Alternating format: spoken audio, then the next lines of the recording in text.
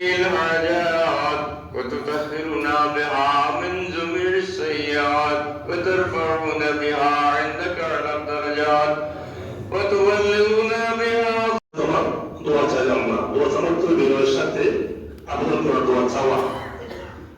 আজকে আসলে আমরা যে বিষয়ে বসেছি খতমে কোরআন হয়েছে দোয়া হবে হন বেগম হারাকা জিয়া শরীফ জিয়া রহমান আসলে কবরিয়ার হাদিয়া বকশিশ করে দাও।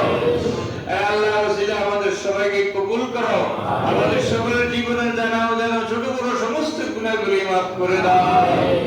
হে আল্লাহ বাংলাদেশকে হিফাজত করো।